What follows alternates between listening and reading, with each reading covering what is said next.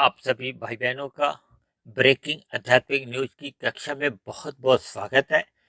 आज की चर्चा का विषय है मन की उड़ान। क्योंकि मन आपका हमारा ये एक सूक्ष्म शरीर का एक सूक्ष्म तत्व है, जबकि आपका हमारा जो एक स्थूल शरीर है वो तो देखिए पृथ्वी जल अग्नि वायु आकाश का बना है। और ये कभी भी किसी भी स्थिति में उड़ नहीं सकता। हालांकि शास्त्रों में 84 लाख प्रकार की अलग अलग योनियां बताई हैं, यानी कि अलग अलग शरीरों की एक स्थितियां बताई हैं, जिसमें देखिए पेड़ पौधे हैं, ये तो देखिए चल फिर भी नहीं सकते। फिर इनसे जैसे जैसे विकास होता है फिर आते हैं कीड़े मकोड़े। ये कीड़े मकोड़े देखिए चलते नहीं है, ये तो रेंगते हुए जाते हैं। आपने कभी कभी देखा होगा ना, सब्जियों में फलों में कुछ कीड़े मकोड़े निकल आते हैं, तो उनकी स्थिति एक रेंगने वाली होती है, उनकी बहुत अधिक टांगे होती हैं। फिर आते हैं कीट पतंगे, जिसमें देखिए मच्छर मक्खी तितली, ये एक छोटे स्तर पर उड़ते हैं, इनकी उड़ने की ऊंचाई कोई बहुत अधिक नहीं होती। फिर आते हैं पक्षी। पक्षियों में भी देखिए ये जो चिड़िया अधिक ऊंचाई तक नहीं उड़ पाते, कबूतर कौवा ये थोड़ी और ऊंचे तक चले जाते हैं। और ये जो गिद्ध है, कभी कभी आपने आकाश में आसमान में देखा होगा कि गिद्ध इतनी ऊंचाई पे उड़ रहा होता है कि हम बहुत ही विस्मात से भर जाते हैं कि ये एक पक्षी कितनी ऊंचाइयों पे एक चक्कर काट रहे हैं। फिर उसके बाद देखिए आते हैं पशु। पशु भी देखिए उड़ नहीं सकते, वो चल फिर सकते हैं, भाग सकते हैं, उछल कूद कर सकते हैं। उसके बाद की जो स्थिति आती है वो आपकी हमारी आती है, क्योंकि हम मनुष्य योनि में हैं। और मनुष्य योनि में देखिए हम मुख्य रूप से किस लिए जाने जाते हैं कि हम चिंतन कर सकते हैं, मनन कर सकते हैं। मनन किसका करना होता है कि ये जो हम 84 लाख प्रकार की जो योनियां हैं, इन सभी योनियों में हम सभी भाई बहनों का कर्मों के आधार पर जन्म मरण होता रहता है। क्योंकि हम सभी के बीच में जो एक मूल चेतन तत्व है, वो आत्मा का तो जन्म मरण होता है। ये जो जन्म मरण का अभिप्राय होता है कि इस आत्मा को बार बार नए नए स्थूल शरीर मिलते हैं। ये स्थूल शरीर ही 84 लाख प्रकार के शास्त्रों में बताए गए, जिसमें 80 लाख प्रकार की जो जोनियां हैं वो तो नीचे की दंड रूपी जोनी है। क्योंकि मनुष्य जोनी शास्त्रों में कहा गया तभी मिलती है जब आपके हमारे संचित कर्मों में, यानी कि मनुष्य जीवन में ही हमें कर्म करने की एक स्वतंत्रता मिलती है। शेष जोनियों में तो देखिए कर्म करने की कोई स्वतंत्रता नहीं। भले ही देखिए मनुष्य से नीचे की जोनियां हो या मनुष्य से ऊपर की जोनियां हो, वो क्रियाएं तो करते हैं।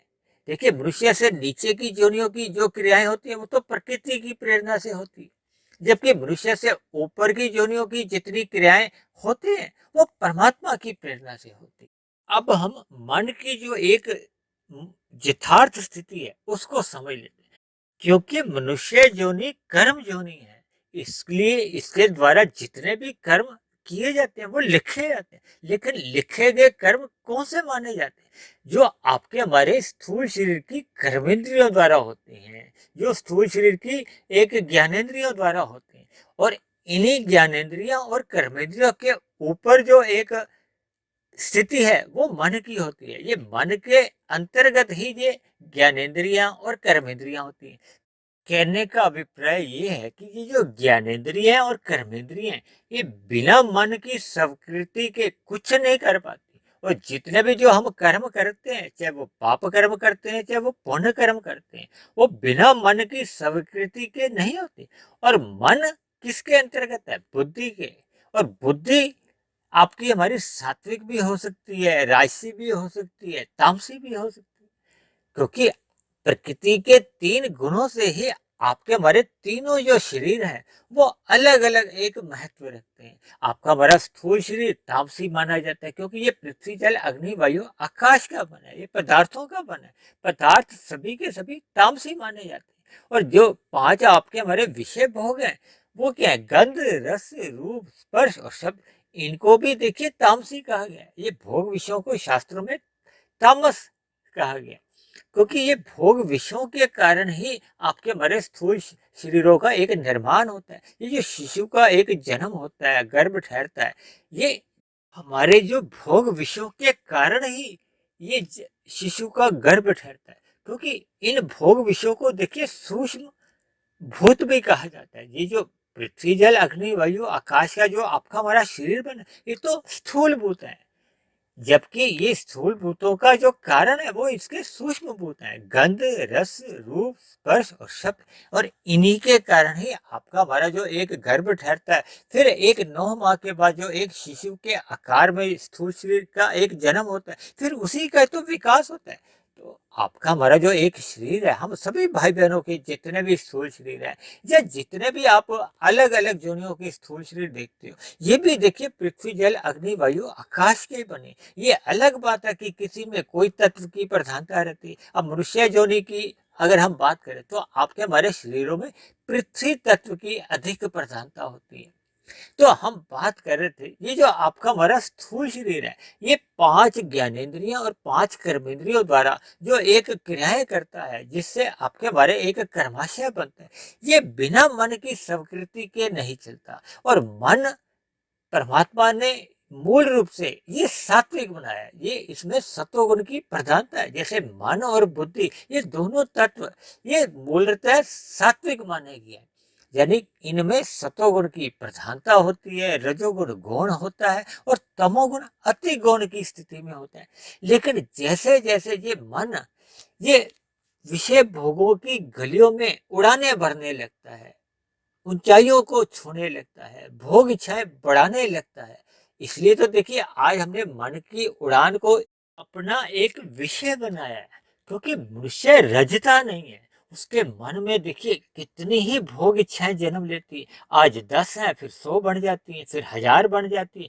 आज कलयुग में तो आप देखते ही हो, मनुष्य पहले 2 कमरे के मकान में रहता था, आज 3 कमरे, 4 कमरे, 5 कमरे, यानी कि महलों की कल्पना करते लगता है। ये कल्पना उड़ान ये एक ही तरह के शब्द हैं, क्योंकि जब जब हम अपने जीवन में मन में सपने देखते हैं, अधिक से अधिक भोगों की कल्पनाएं बनाते रहते हैं, तो ये ऊंचाइयों को छूना कहो, यानी कि ये जो सुख सुविधा स्वाद सम्मान सत्ता की ये जो भूख है, ये जो मन में विभिन्न प्रकार की हम कल्पनाएं सपने संजोगते हैं, इसी को ही मैंने मन की उड़ान कहो, सपने कहो, उससे मैंने जोड़ा है। देखिए जागृत अवस्था में तो हम इन चीजों के लिए कर्म करते हैं, और रात को जब आपका हमारा स्थूल शरीर नींद अवस्था में जाता है, सोने जाता है, तब ऐसी स्थिति में भी देखिए मन एक सपनों की दुनिया बना लेता है। यानी कि मन एक शांत स्थिति में नहीं आता। शांत स्थिति में कब आता है?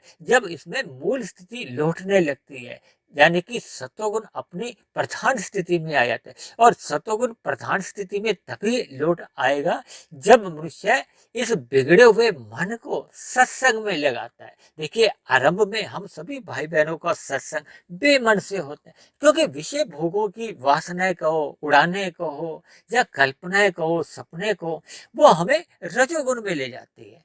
हम रजते ही नहीं है, हमारी जितनी भी इच्छाएं पूरी होती जाती हैं, हम और नई नई भोग इच्छाएं बनाते जाते हैं। ये जो 5 भोग इच्छाएं हैं, गंध, रस, रूप, स्पर्श और शब्द, इनके प्रति हमारी अधिक इच्छाएं जागृत होती रहती हैं, जिसके फलस्वरूप मनुष्य का जो एक मन है वो सत्वगुण में कहो या सत्संग में टिकता नहीं है। जब टिकता नहीं है तो उसको ज्ञान की प्राप्ति नहीं होती। जब ज्ञान नहीं मिलता तो मन की जो एक मूल स्थिति है वो फिर वापस नहीं लौटती।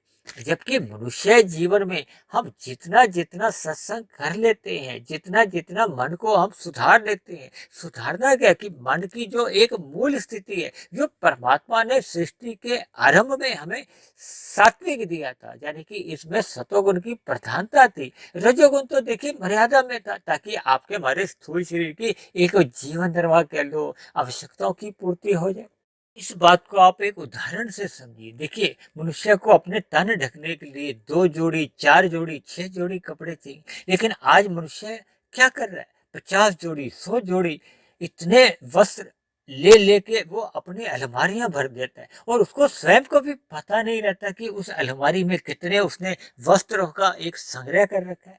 तो ये सभी बातें मन को इन विषय भोगों की गलियों में उलझा देती है, उड़ाने भरते रहती है। यानी कि उसकी ये जो मन की उड़ान है विषय भोगों की, वो समाप्त ही नहीं होती, जिसके फलस्वरूप मनुष्य के जीवन में रजोगुण प्रधान रहता है और इन्हीं विषय भोगों की प्राप्ति के लिए वो कब तमोगुण में भी गिर जाता है तो फिर उसका पतन हो जाता है। पतन क्या है कि मनुष्य की फिर मरने के बाद नीचे की जोनियों में फिर उसकी अधोगति होती है, क्योंकि मन जैसे जैसे स्थिति में रहता है वैसे वैसे वो ज्ञानेंद्रियों द्वारा या कर्मेंद्रियों द्वारा उसके क्रियाकलाप चलते हैं, वैसा वैसा कर्माशय बनता है, फिर वैसे वैसे ही संस्कार बनते हैं। इसलिए हम सभी भाई बहनों को मिले हुए मन को सत्संग में टिकाना होगा। जब तक हम मूल ज्ञानमय स्थिति में नहीं लौटते तब तक इस बिगड़े हुए मन को विषय भोगों की उड़ाने भरने से रोक नहीं सकती।